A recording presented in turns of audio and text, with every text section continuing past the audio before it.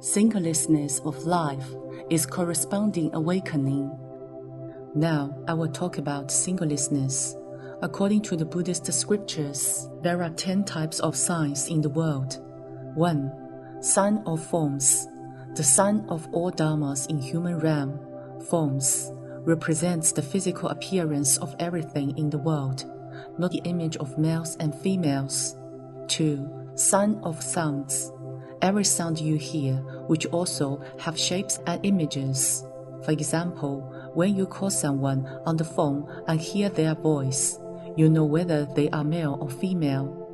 3. Sign of smells. What your nose can smell, which forms an image. For example, when you smell the fragrance of flowers, flowers will appear in your mind. 4. Sign of tastes.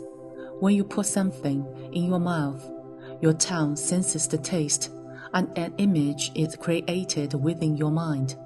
For example, when you eat chocolate with your eyes closed, you will immediately get images of chocolate in your mind. 5. Sign of tangible objects. You can feel when you touch something. For example, when a blind person touches something, the contact will create an image in their mind, so they can tell what they are touching.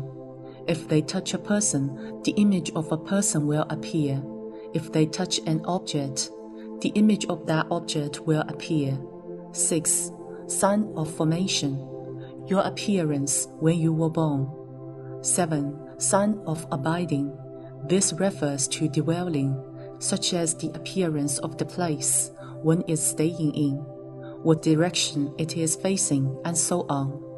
8. Sign of dissolution, a term that is used when we talk about objects going through the state of decay and then emptiness.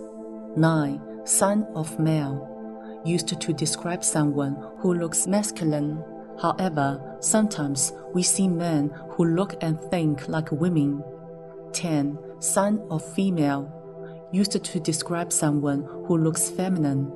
However, sometimes we see women who look and think like men. Singlessness is devoid of signs. In other words, all the signs, even the appearance of all objects that we see in the human realm are in fact singless. They are unreal. People often say life is like a dream. Indeed, life itself is singless. When everything comes to an end, it's like being woken up from a dream. If there are signs, you can see anything. Everything is unreal.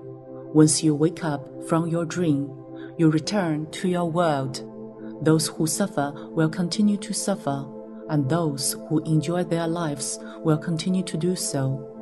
There is nothing in a dream that you can take away with you. This is singlessness in the human realm. For every sign in the human realm, with a beginning there will also be an end. When it ends, nothing is left. That is what singlessness is about. On the surface, it seems that everything has a sign, but when they end, it's in fact singless.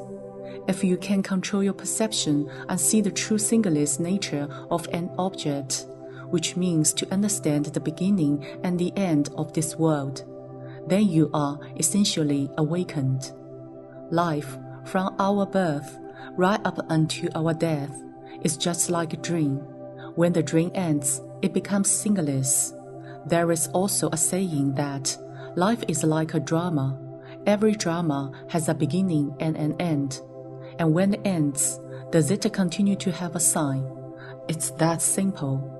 Another example, when you give away something as a donation, but you don't say a word about it, that's practicing generosity without attachment to the notion of signs.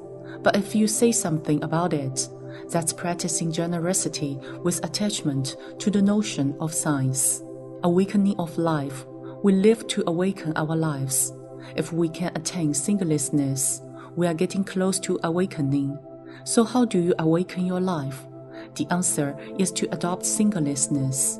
Treat everything in life as though it doesn't exist. Or, in other words, treat it lightly. Anything would do. I can give anything away. then you are closer to awakening. Let me share this with you. Often, spend time contemplating that everything comes and goes naturally. Whatever you encounter, whether it's disaster, hardship, joy, or good times, if it comes, it comes. It all comes naturally, but when it leaves, it will also leave naturally. That's singlessness. A friend of mine no longer got along with his wife. I said to his wife, imagine that your husband goes on stage each and every day to perform, and you are among the audience. You can watch him indifferently as he performs. The show will end anyway, so why do you jump onto the stage and act with him too? Why are you so keen to regard all of that fake stuff on the stage as something real by fighting and arguing with him? In the end, you are just as foolish as he is. He is unreal, and so are you. Do you think you get something real out of this?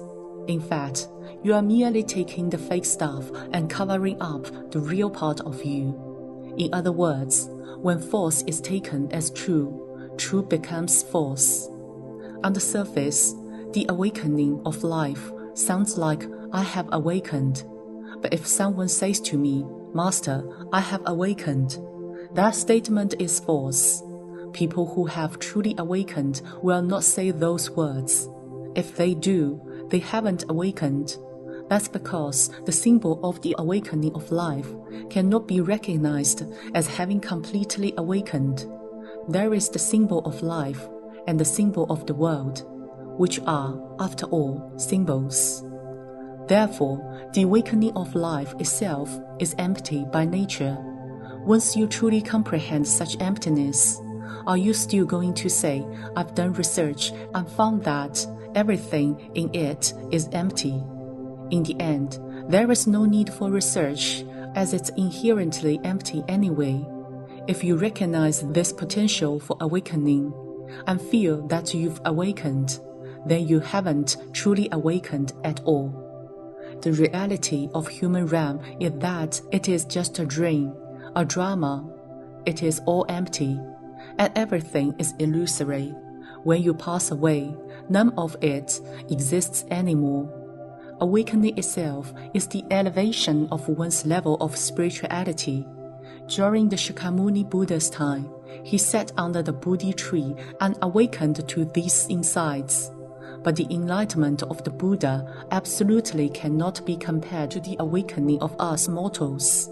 His potential for enlightenment is at the level of Buddha and Bodhisattvas, and what he is enlightened to is the inherent nature.